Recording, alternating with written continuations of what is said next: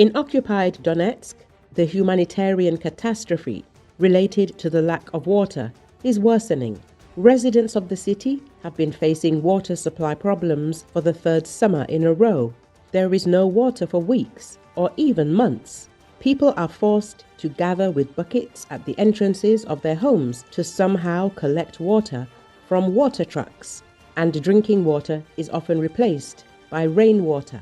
According to locals, the situation has reached a critical point right now, as Maryana, a resident of the Proletarsky district of Donetsk, told RTVI the water supply schedule exists only on paper. In practice, nothing flows from the taps.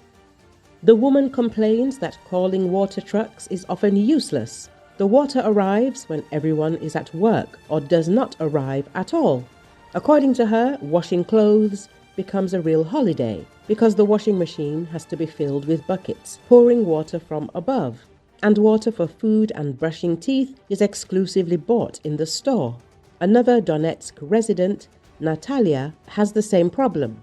She says that the pressure is so weak that the water rises to the second or third floor, at most.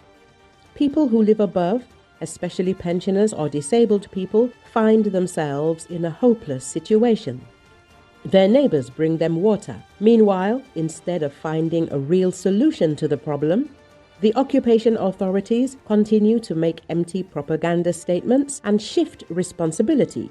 The head of the self-proclaimed DPR, Denis Pushilin, stated that the water issue will be resolved only after the capture of Slavyansk. He thanked Putin and Moscow Mayor Sobyanin for sending water trucks and emergency teams to Donetsk. According to him, measures are currently being taken. Utility breaks are being repaired, and prices for bottled and imported water have been reduced. However, local residents consider such measures a mockery against the backdrop of the lack of water supply as such. Russian bloggers and Z channels are already calling what is happening a humanitarian catastrophe. They are publishing videos of people collecting water in rainy weather, and in animal shelters, volunteers are seriously concerned that the pets will soon have nothing to drink. Ukrainian journalist Yuri Butusov emphasizes that now Russia's true goal in Donbas is crystal clear. If earlier it was reunification of peoples or historical justice, now a simple fact is recognized. Without Slavyansk, Donetsk will remain without water. Now people are forced to leave the occupied part of Donbas en masse, and those who remain have to stand in shameful lines to get at least a couple of bottles of water. 350,000 people. According to the occupation authorities, this is the limit for Donbas. The rest must leave or die, the journalist writes.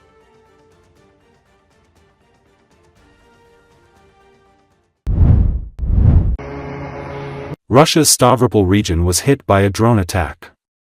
Local Telegram channels reported on this. Ukrainian kamikaze drones hit the signal radio factory. The footage of the aircraft-type drone hitting the plant were taken and shared by local residents. It is said that there are no casualties. The Rosatom enterprise, the main activity of the enterprise is the production of equipment and equipment for nuclear power plants, the production of devices and complexes of radiation, chemical reconnaissance and dosimetric control, fire alarm. This plant is one of the largest enterprises of the radio-electronic complex in the south of Russia. The plant is one of the main manufacturers of electronics for the armed forces of the Russian Federation. Some channels write that for the Russian army, the plant will produce electronic warfare equipment, in particular active interference stations, Smalta, Gardenia, electronic warfare complexes for aircraft and ground objects, including Topoli.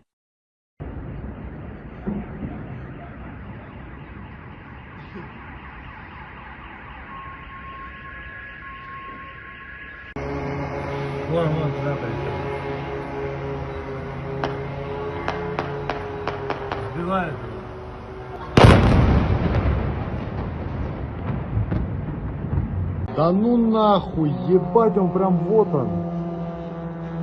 Охуеть. Я хуею. Ебать, прям над нашим домом пролетел. Куда он дальше полетел? Да вон опять в то же здание ебашит.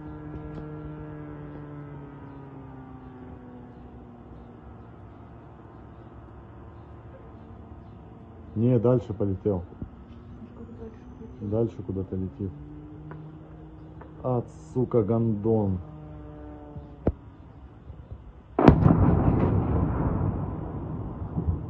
Ебать гондоны, сука.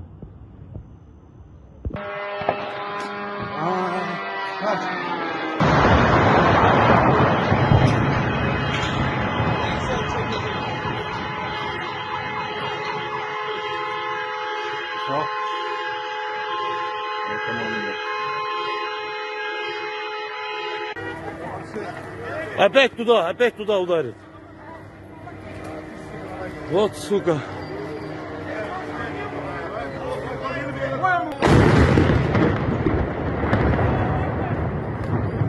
Ola. Neyin tipi ola? Domlara vuruyor bak. İsmail. Çıktık valla domlara vuruyorlar hoca. Давай, git tuğa buradan. Çıkın. Ребята, я в шоке. Куда ПВО смотрит? Ебаный в рот. Сейчас смотрите, что будет просто. Южный рынок. Аж, блядь, мою прическу сняло. Ебаный в рот.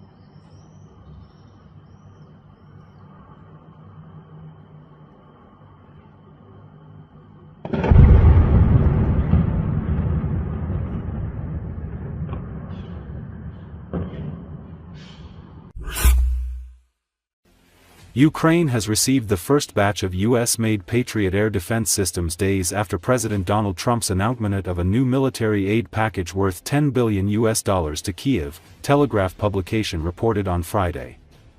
According to the report, thanks to US agreement with Germany, the Patriot anti-aircraft missile system and other interceptor missiles arrived in Ukraine by the end of last week.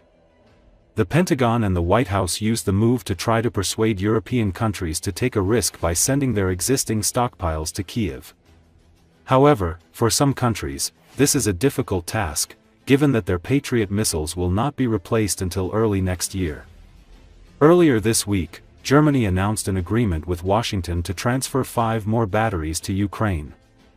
Berlin will provide funds for 2 systems, while Norway has promised to pay for a third. Ukrainian President Volodymyr Zelenski said that Kyiv currently has agreements on 3 Patriot air defense systems out of the 10 needed. However, missiles, drones, electronic warfare systems and stable funding for the army are also needed. Zelensky recalled that US leader Donald Trump agreed to transfer the systems to Ukraine.